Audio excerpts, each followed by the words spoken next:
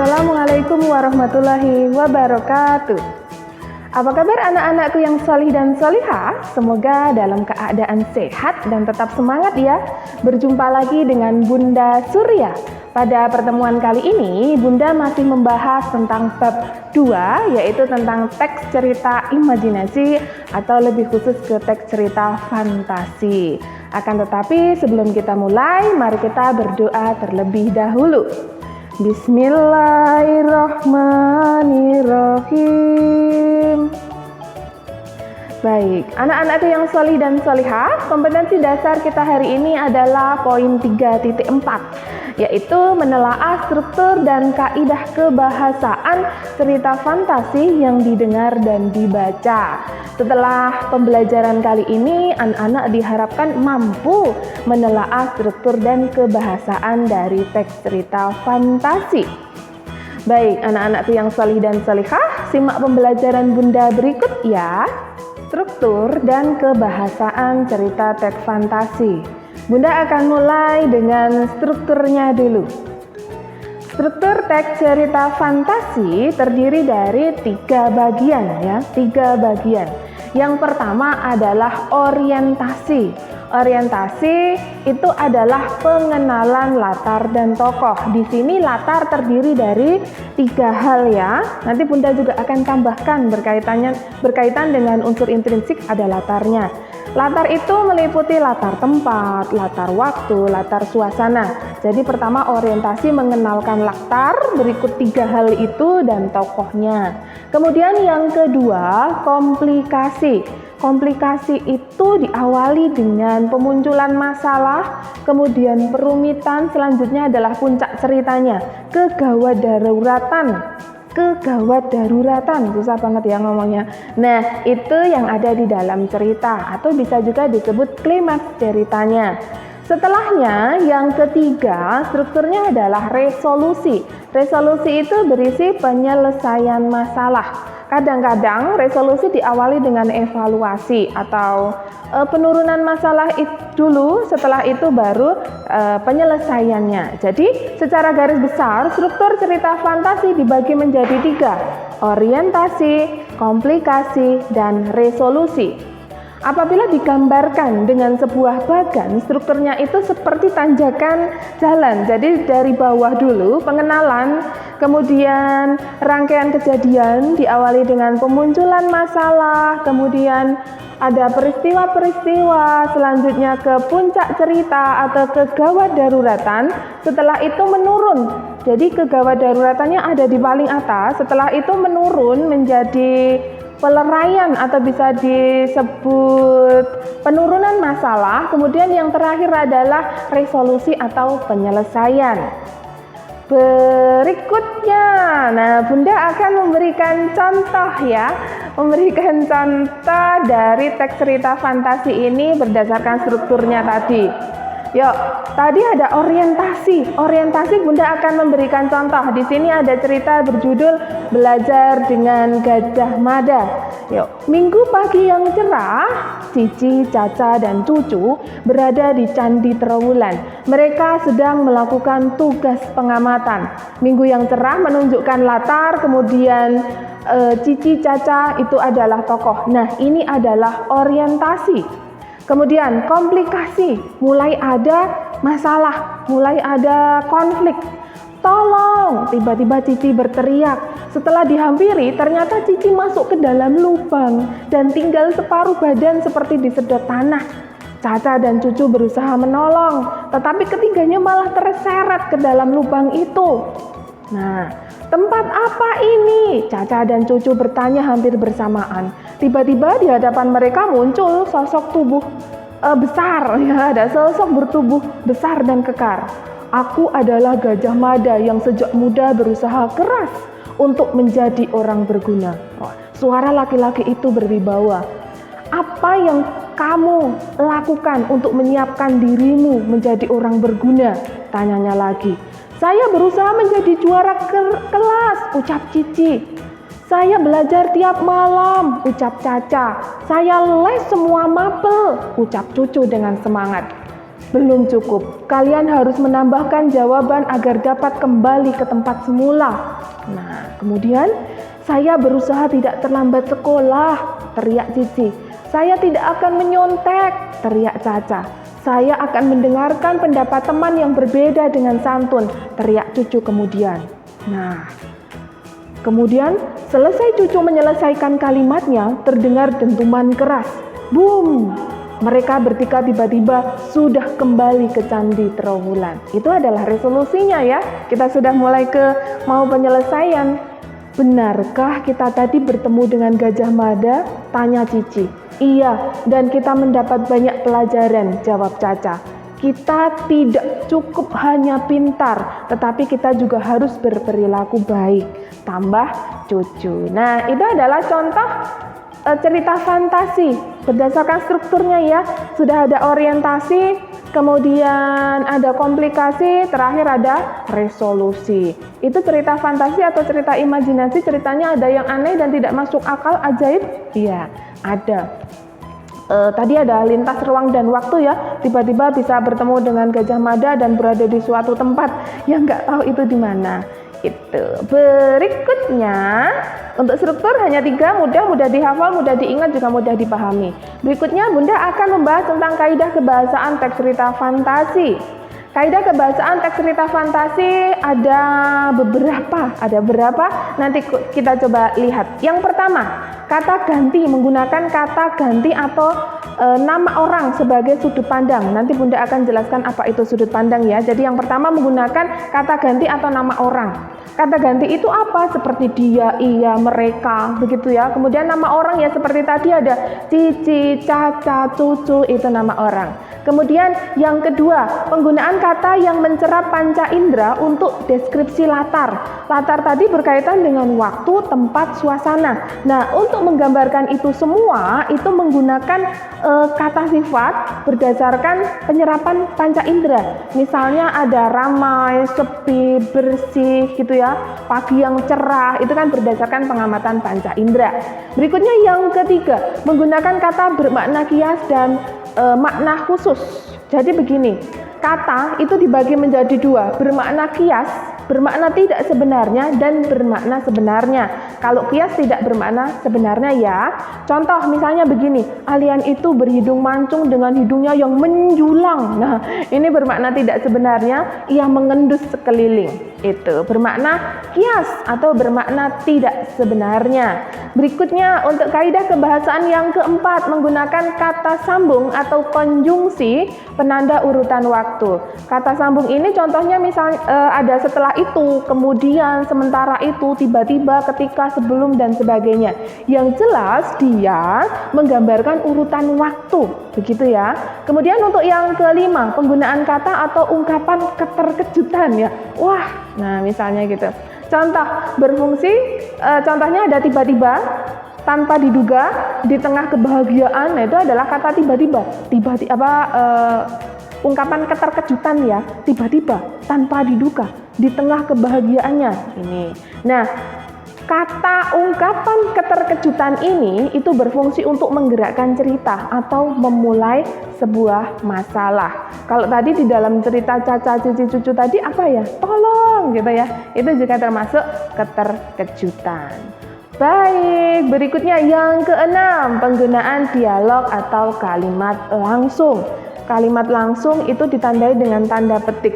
Jadi di dalam cerita fantasi itu juga banyak menggunakan kalimat langsung karena untuk menghidupkan cerita. Contohnya misalnya, raksasa itu mengejar kita, teriak Fona kalang kabut. Oke, itu adalah 6 ya. 6 dari kaidah kebahasaan teks cerita fantasi. Berikutnya Bunda akan menjelaskan tentang unsur intrinsik dari teks cerita fantasi karena ini melengkapi dari kaidah kebahasaannya. Unsur intrinsik teks cerita fantasi terdiri dari berapa? Bunda cek dulu, ada 6 nih. Ada 6. Bunda akan jelaskan dengan cepat ya. Pertama, unsur intrinsiknya adalah tema. Tema itu adalah ide pokok cerita. Misalnya ada yang bertema persahabatan, ketuhanan, Apalagi ya, tolong menolong, budi pekerti bisa. Itu yang pertama tema. Kemudian yang kedua adalah alur. Alur ini terdiri dari 3 hal, alur maju, kemudian alur mundur, dan alur campuran. Alur maju ini diawali dengan perkenalan, kemudian kalau alur mundur ini diawali dengan penyelesaian ceritanya, kemudian kalau yang maju mundur atau campuran ini diawali dengan puncak ceritanya. Dari kehebohan dulu, baru nanti diceritakan ceritanya maju, kemudian ke belakang. Itu. Jadi ada 3. Kemudian yang ketiga, tokoh dan penokohan. Untuk tokoh terbagi menjadi 3. Ada tokoh protagonis, kemudian tritagonis, dan antagonis. Protagonis itu tokoh baik, tritagonis itu tokoh penengah, kemudian antagonis itu adalah tokoh jahat. Kemudian untuk penokohan atau penggambaran watak tokoh ini terdiri dari 2. Secara umum, penggambaran watak tokoh ada 2 hal, yaitu secara analitik yang pertama dan yang kedua secara dramatik. Secara analitik atau secara langsung, di sini penulis menjelaskan langsung watak tokoh. Misalnya, Budi anak yang baik. Watak Budi apa? Baik. Diketahui dari mana? Penjelasan langsung oleh si penulis, gitu ya. Terus yang kedua, secara dramatik. Yang secara dramatik ini secara tidak langsung. Secara tidak langsung ini bisa melalui beberapa hal. Yang pertama, bisa melalui gambaran fisik. Jadi watak seseorang juga bisa dilihat dari fisiknya. Misalnya, sorot matanya tajam, badannya tinggi besar, rambutnya gimbal, misalnya ya. Dari gambaran fisik itu kita bisa menebak-nebak wataknya. Oh, mungkin dia orangnya keras kepala. Oh, mungkin dia orangnya lemah lembut. Itu bisa tampak dari gambaran fisiknya. Walaupun tidak mutlak ya, tidak mutlak 100% bahwa gambaran fisik bisa menggambarkan wataknya. Tapi itu bisa sebagai cara bagaimana kita mengetahui watak tokoh. Kemudian yang kedua, melalui dialog tokoh. Jadi watak seseorang itu juga bisa dilihat dari ucapan-ucapan dia. Bagaimana dia berkomunikasi atau berbicara dengan orang lain. Misalnya di dalam cerita, dia selalu mengucap kata-kata yang kasar. Dia selalu mengucap kata-kata yang keras. Oh, mungkin watak si ini, tokoh ini, itu emosional. Bisa seperti itu. Itu yang kedua berdasarkan dialog tokoh. Yang ketiga dari tindakan tokoh. Watak seseorang, watak tokoh bisa dilihat dari tindakannya juga. Misalnya dia ketika ada orang yang membutuhkan selalu ringan tangan, dibantu. Kemudian ketika ada nenek-nenek mau menyeberang jalan, dia bantu.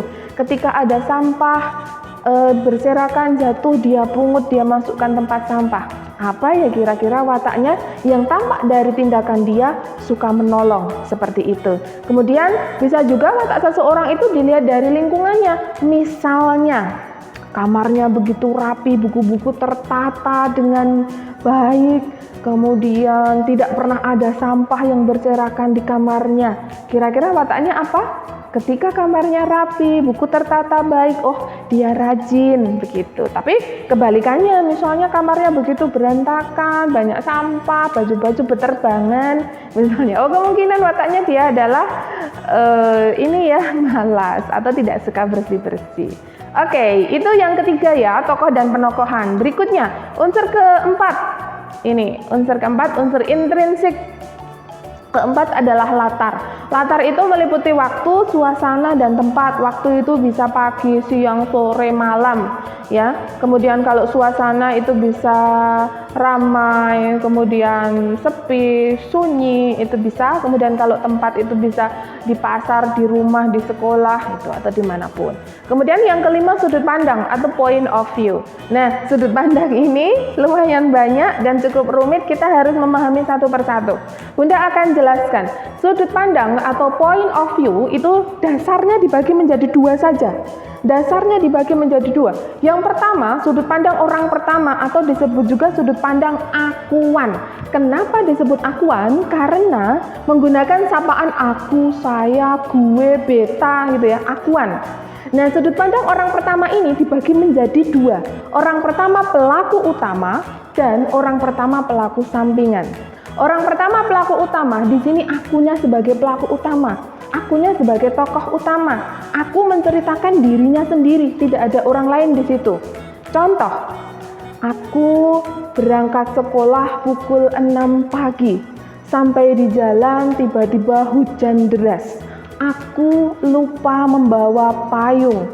Aku kehujanan, bajuku basah kuyup.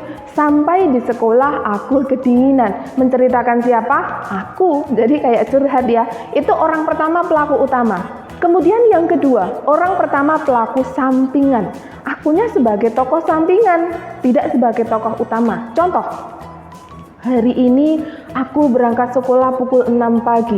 Sampai di jalan aku bertemu dengan Budi. Budi adalah sahabatku. Budi adalah anak yang pintar. Di sekolahnya dia selalu juara kelas.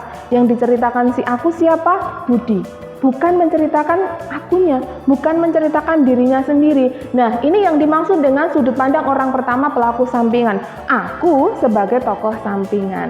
Itu ya, mudah. Pokoknya kalau ada aku itu orang pertama. Nah, tergantung akunya dominan atau akunya tidak dominan. Kalau dominan dia orang pertama, pelaku utama. Kalau tidak dominan dia orang pertama pelaku sampingan. Berikutnya, sudut pandang yang kedua adalah sudut pandang orang ketiga atau disebut sudut pandang Diaan. Tulisannya Dian ya, tapi jangan dibaca Dian. Diaan. Kenapa disebut Diaan? Karena dia menggunakan sapaan dia, ia, mereka atau menggunakan nama orang. Nah, sudut pandang orang ketiga ini dibagi lagi menjadi 3. Oh, banyak dibagi menjadi 3. Yang pertama, sudut pandang orang ketiga serba tahu. Di sini penulis seperti Tuhan. Dia bisa menjelaskan atau menceritakan isi hati tokoh. Contohnya begini. Budi, nah misalnya pakai nama tokoh ya, atau dia, boleh. Budi sedang duduk di teras rumah. Hatinya sedang sedih karena teringat nilai ulangan matematikanya yang buruk. Di situ ada apa? Isi hati, sedih.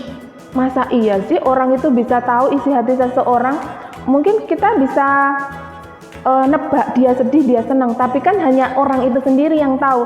Nah, di sini penulis itu serba tahu, dia mengetahui isi hati. Sedih gitu ya. Kata kuncinya bisa menceritakan sedih, senang, khawatir, cemas. Itu nanti sudah masuk orang ketiga serba tahu. Kemudian yang kedua, orang ketiga pelaku utama. Orang ketiga pelaku utama. Nah, istilah lain dari orang ketiga pelaku utama ini juga bisa disebut orang ketiga terarah atau orang ketiga terbatas. Dia di sini si penulisnya tidak menceritakan isi hati, Sekaligus saya jelaskan yang ketiga ya, biar nanti bisa tahu perbedaannya. Yang kedua, orang ketiga pelaku utama atau terarah atau terbatas. Kedua ini. Kemudian yang ketiga adalah orang ketiga pengamat atau orang ketiga di luar cerita. Dua dan tiga ini sama-sama tidak menceritakan isi hati. Lalu bedanya apa? Kalau yang pelaku utama itu hanya menceritakan satu tokoh. Sedangkan untuk yang pengamat atau di luar cerita itu menceritakan banyak tokoh. Bedanya di situ. Misalnya begini. Budi sedang duduk di teras rumah. Dia sedang membaca buku. Tangannya bergerak ke kanan ke kiri membuka buku itu. Yang diceritakan siapa? Budi. Diketahui isi hatinya? Tidak. Nah, itu orang ketiga pelaku utama atau terarah. Kemudian, contoh satu lagi. Budi sedang duduk di teras rumah. Dia sedang membaca buku. Adiknya Sinta sedang bermain boneka di halaman. Ibunya sedang memasak di dapur. Ada berapa tokoh di situ? 3. Budi, Sinta, ibunya. Ada isi hati yang diceritakan? Tidak, berarti bukan serba tahu. Karena ada 3 tokoh, kemudian tidak menceritakan isi hati, berarti dia masuk orang ketiga pengamat atau di luar cerita. Kalau satu tokoh tidak menceritakan isi hati, dia termasuk orang ketiga pelaku utama. Nah, kalau ada isi hati, mau satu tokoh, mau banyak tokoh, dia masuk orang ketiga serba tahu. Begitu ya, itu sudut pandang, harus dipahami. Berikutnya, yang keenam, yang terakhir nih, unsur intrinsik dari sebuah cerita adalah amanat. Amanat adalah pesan moral yang disampaikan oleh penulis melalui cerita itu. Anak-anakku yang solih dan solihah, demikian pembelajaran Bunda hari ini. Kita tadi sudah belajar tentang struktur, kemudian kaidah kebahasaan, dan juga unsur intrinsik dari teks cerita fantasi. Bunda mengingatkan kembali bahwa anak-anak harus membuat catatan ya dari materi yang Bunda sampaikan ini. Nanti di akhir bab Bunda akan memeriksa catatan anak-anak. Baik, sebelum Bunda akhiri, mari kita membaca hamdalah bersama-sama. Alhamdulillahirabbil alamin. Sekian dari Bunda ya, tetap semangat dan terus semangat karena di teladan semua anak itu hebat. Wassalamualaikum warahmatullahi wabarakatuh.